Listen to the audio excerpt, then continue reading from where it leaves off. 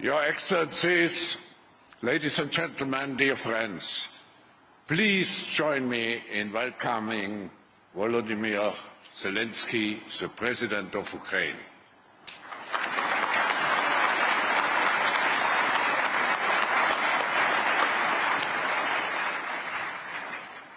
Mr. President, after having had the pleasure to welcome already the last 2 years very powerful delegations from your country, it's now my great honor to actually welcome you back to Davos, because during your remarks at the annual meeting 2020, where you were among us, you mentioned that the biggest threat to a cohesive and sustainable world was security.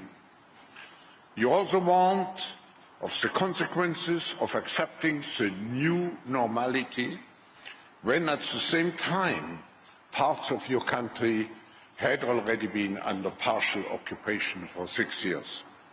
Mr. President, the brutal aggression on the 24th of February 2022 reminded us that we cannot have global prosperity without peace and security. Nearly 2 years since the war, Ukraine still stands. Its people stand and fight on a daily basis to protect the interdependence of their homeland. Thanks to your leadership, Mr. President, as well as the determination of every Ukrainian citizen, your country has remained incredibly resilient in response to the war. We are deeply grateful to you and the Ukrainian people for defending the values which are at the core of the international system and at the heart of liberal democracy. In 2022, Ukraine was granted EU candidate status, and just last month, formal accession negotiations began. There is no question that Ukraine remains firmly on the path of European integration as a result of you and your government's policies. We are eager to hear from you on what lies ahead for Ukraine in this critical time for your country, not only for your country, for Europe and for the world. Mr. President, the floor is yours.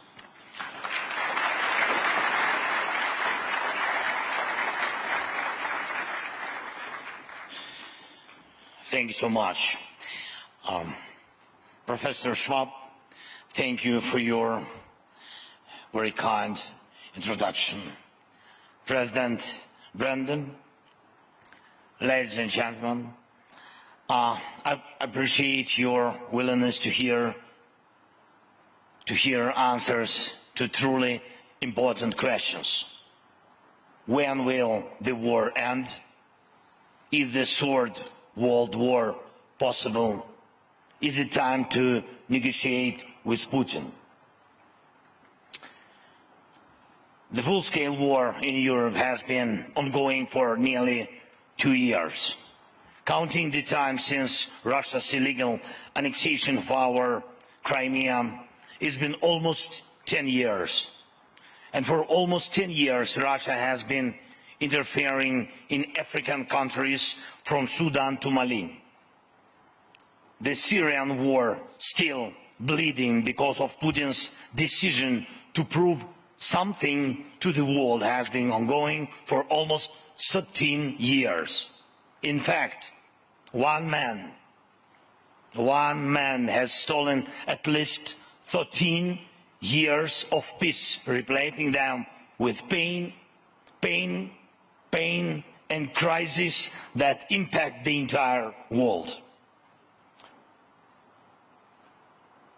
Putin is trying to normalize what should have ended in the 20th century. Mass deportations, cities and villages razed to the ground, and the terrifying feeling that the war may never end.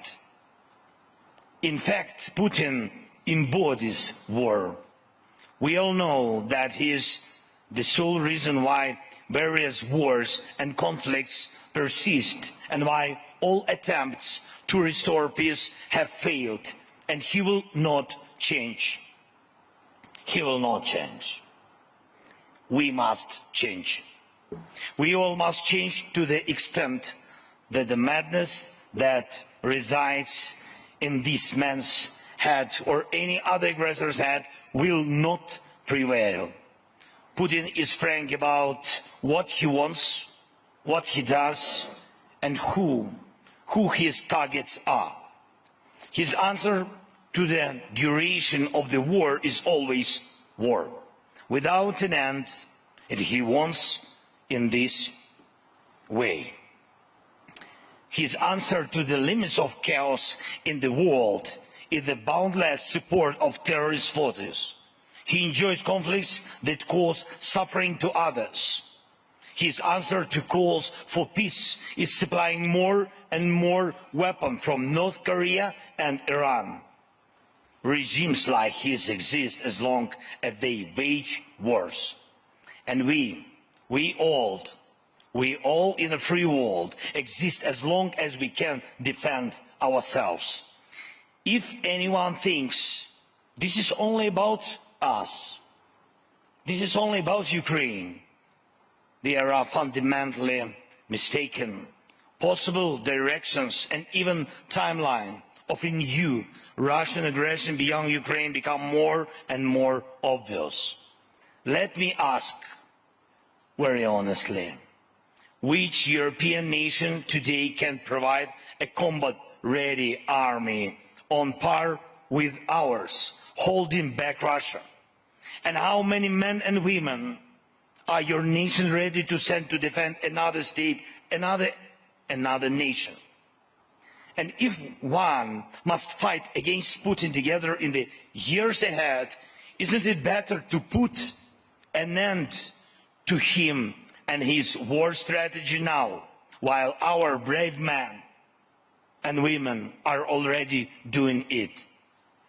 They are the world's chance. They are.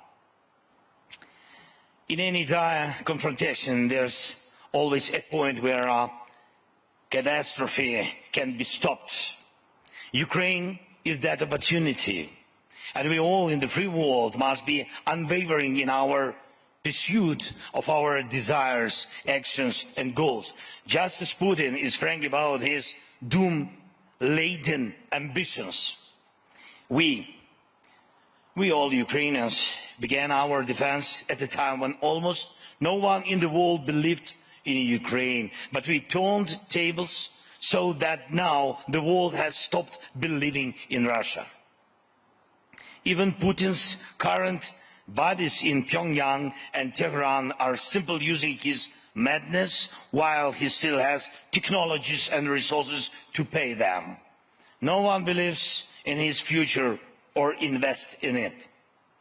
And we, all of us today, even more than yesterday, must invest in bringing peace closer, a peace that is both just and stable. Before the full-scale invasion, we constantly heard, don't escalate. And we called for proactive action, sanctions to prevent war expansion.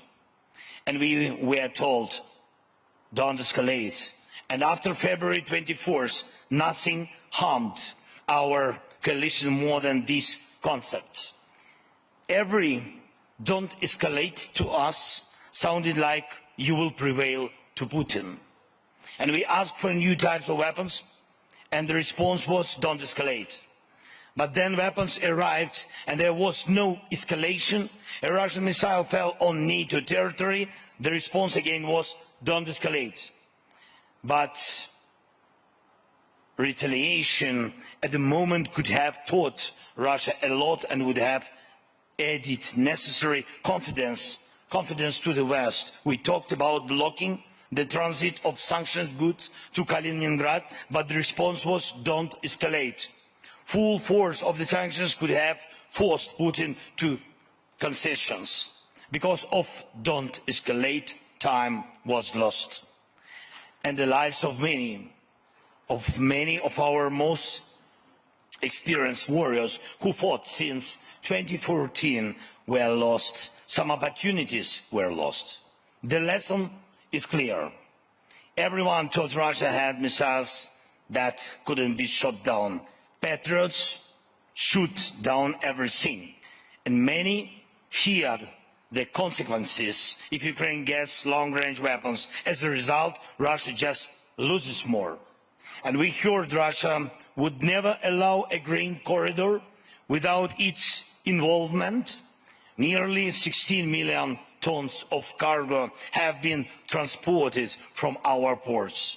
And we can prove that Russia will reconcile with the complete loss of its Black Sea fleet, which terrorized commercial ships.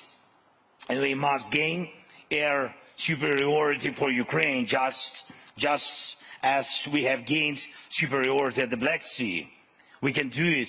Partners know what's needed and in what quantities. This will allow progress on the ground. Just 2 days ago, ladies and gentlemen, just 2 days ago, we proved Ukraine can even hit very valuable Russian military aircraft, which no one had shot down before. Many sanction steps were delayed for months, even years, because they have faced storms of threats from Moscow. But none of those threats came true. Each storm turned out to be their bluff.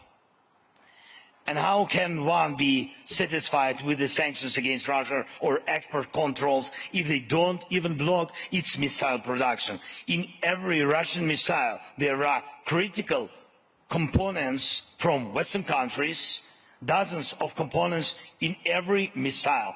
And it's true. It's fact.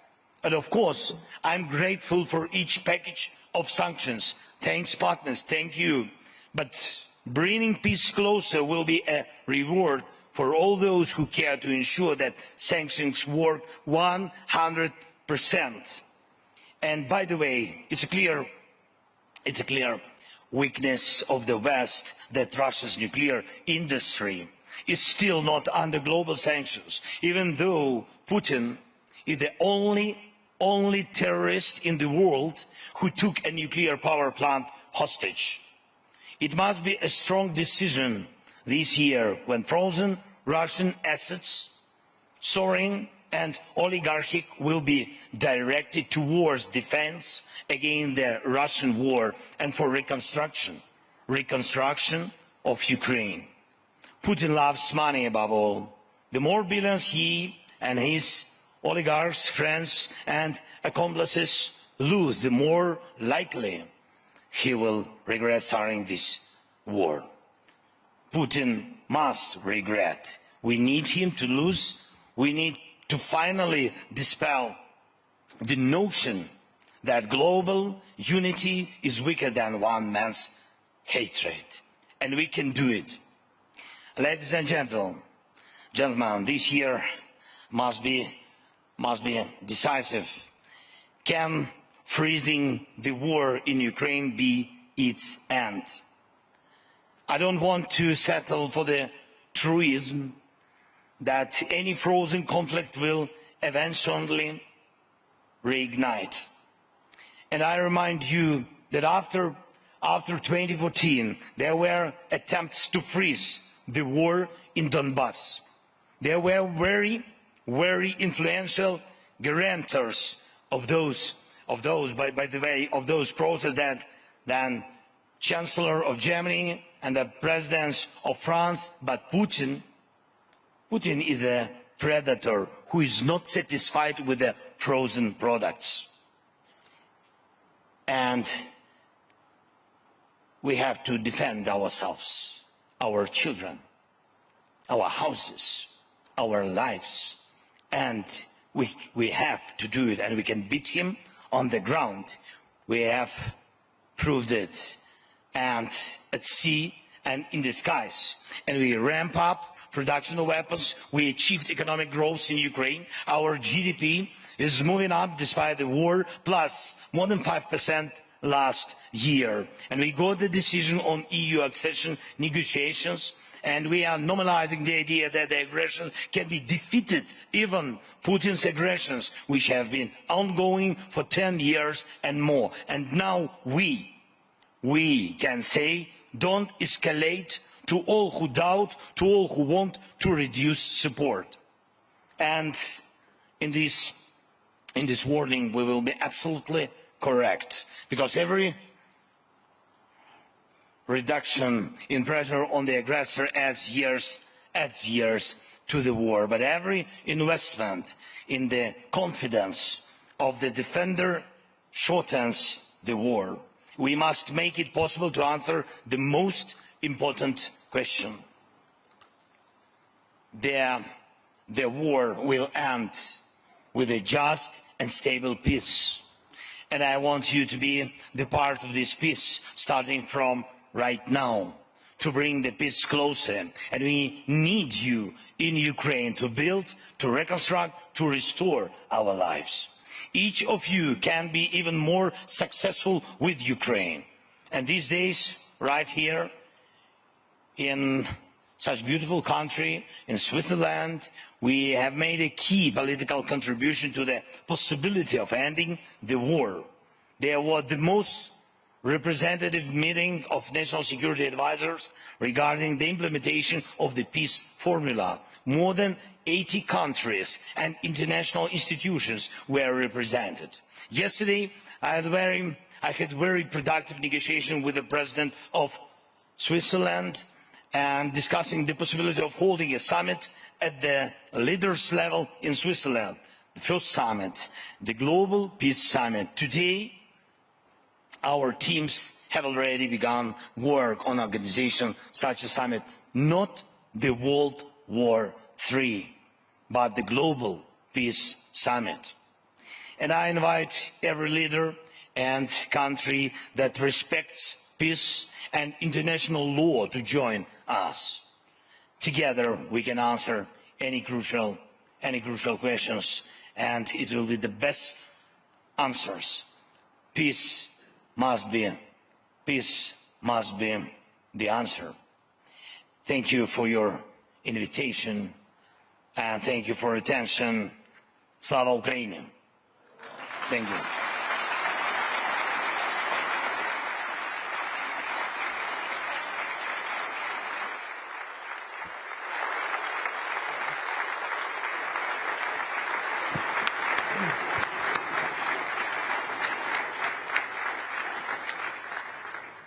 Mr. President, I think you can feel the warmth from the audience. I never seen this room so full.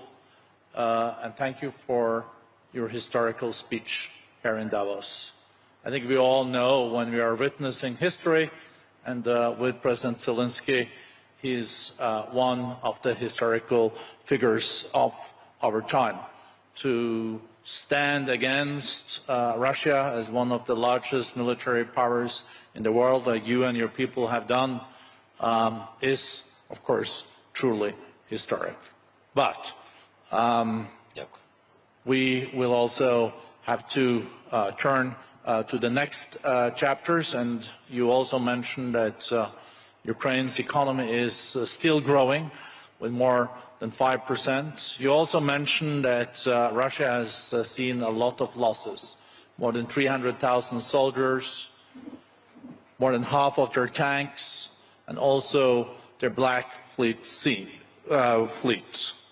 I was just wondering, listening to you, how long will the Russian people let Putin continue with this?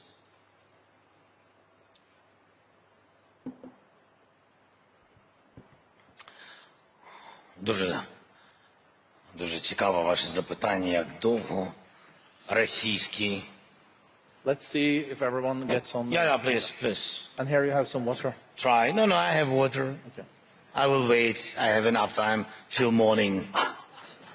No, I have no time. Sorry. You have a war to win, no? I have a lot of work. Thank you so much. No, it's a great. So, Can I speak Ukrainian? yeah, of course, everyone has their... Everybody understands Ukrainian. Okay, great. With the interpretation, yes. I see. Yeah. What we will speak about serious topics, but sometimes we need pauses for jokes. Gallows humor. No. Well, you know what is funny?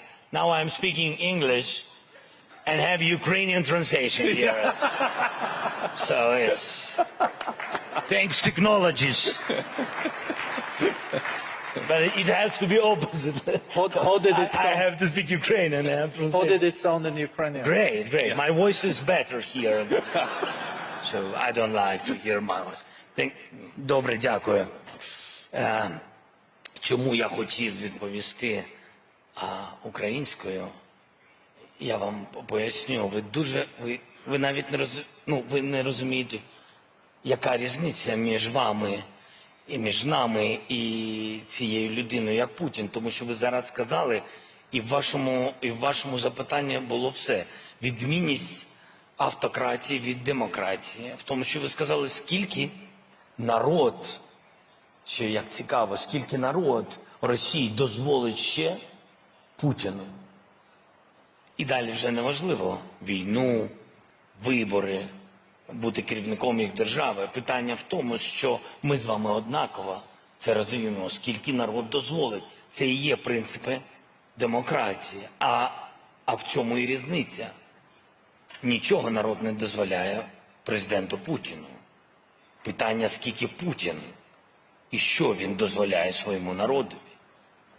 І тому питання, воно стоїть по-іншому. Питання стоїть в тому, що а скільки народ готовий бути, не чути нічого, бути просто глухим, нічого не бачити, робити вигляд, що все нормально, все йде правильно. Тобто питання це не до мене, питання до народу Російської Федерації, питання до них. Чи вони спроможні змінити себе або ні. І це виключна така ситуація.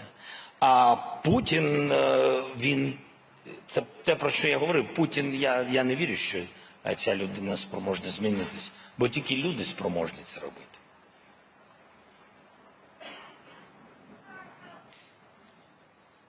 Very interesting. I'll try another question then. We know that... Try. I'm realistic. We know that the EU and the US has now been holding back for a week or two the latest support to Ukraine.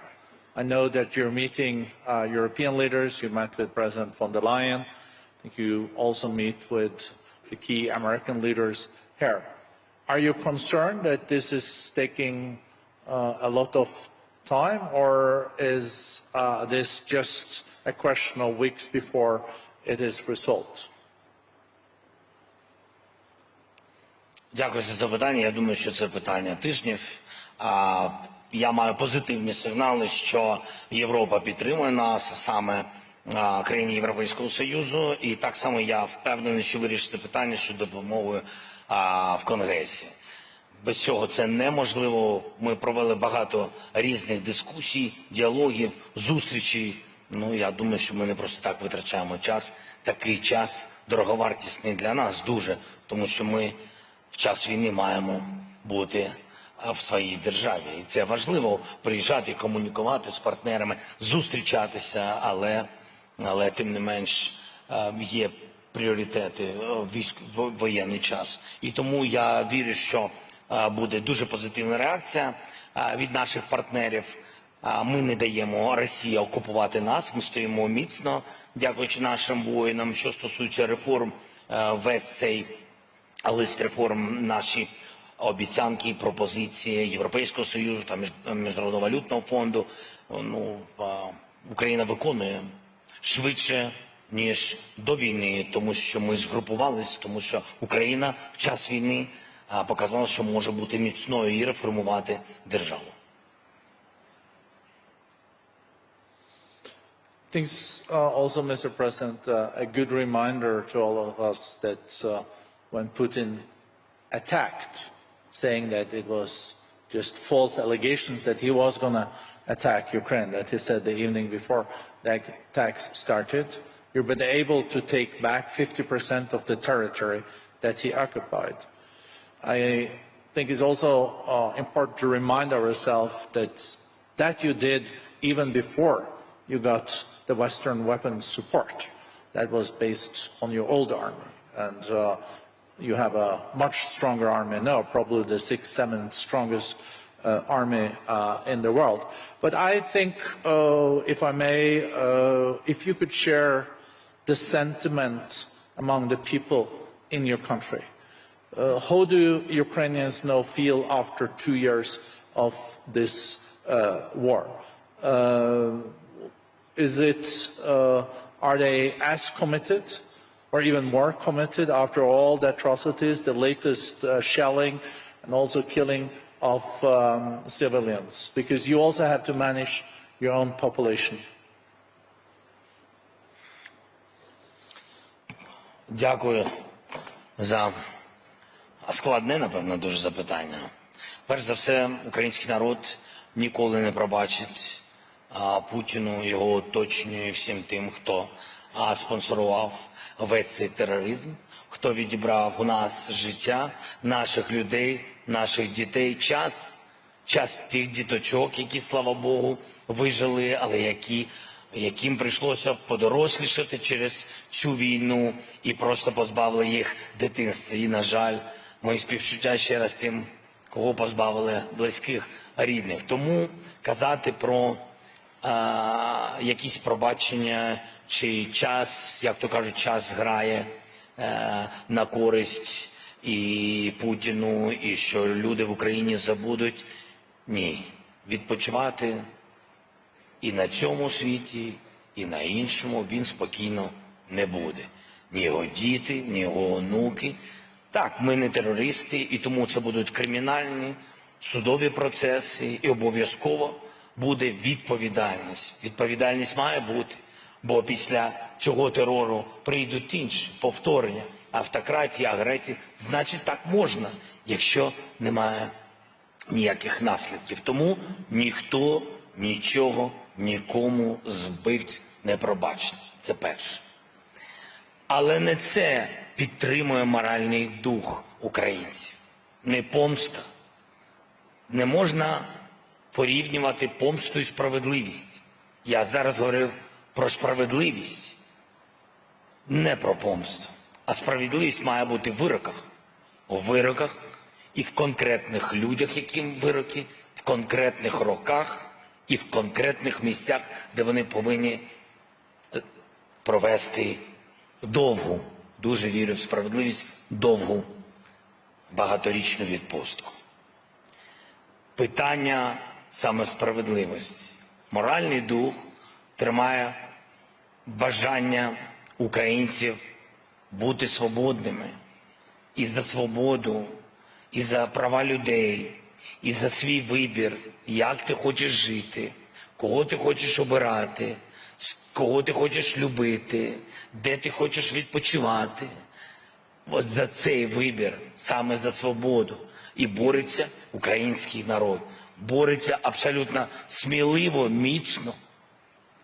І я вважаю, що він бореться за наші з вами спільні цінності. Складно зрозуміти ціну цих цінностей, коли у тебе немає війни. І тому так важлива ваша підтримка.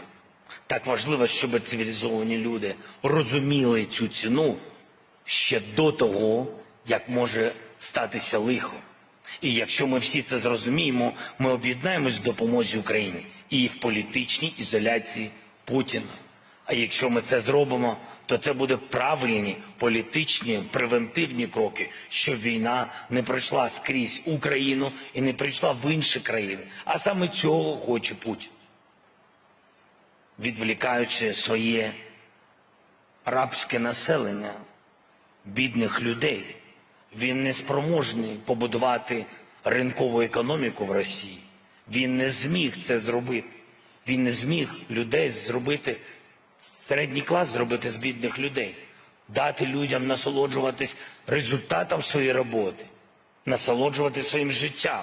І тому він їм запропонував радикалізм за рахунок Кремля, їх брехливої інформаційної політики і завдяки війні. Якщо ти не можеш дати економіку, він знайшов їм інші, в лапках, перемоги.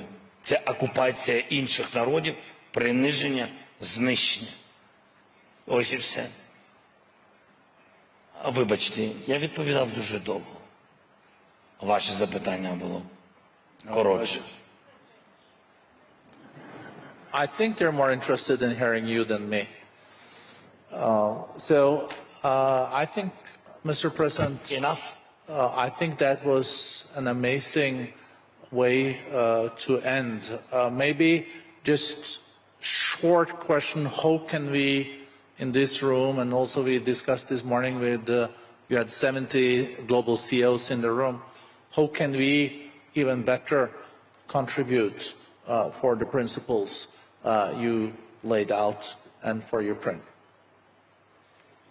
Я сказав сьогодні вам абсолютно відверто, я вважаю, що наша міць і наш скарб України – це перш за все люди.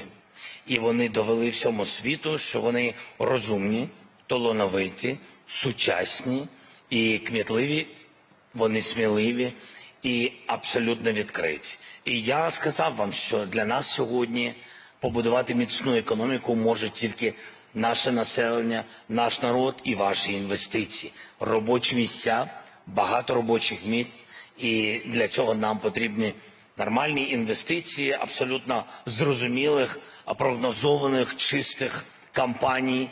І я впевнений, що це нас зміцнить, тому що збільшить робочі місця, збільшить можливість для наших людей повертатись з-за кордону додому.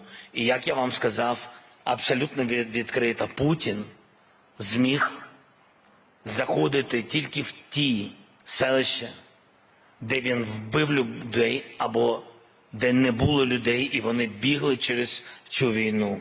А якщо багато людей в містах, і вони готові були захищати свою землю, і вони її захистили. Тому зміцнюйте, будь ласка, нашу економіку, ми зміцнемо вашу безпеку.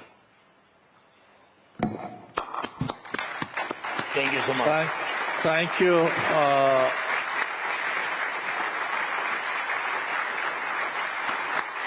Thank you very much. Thank you, Mr. President. It's been an... You see? Thank you very much. Thank you so much. Thank you very much. Okay, thank you. Thank you.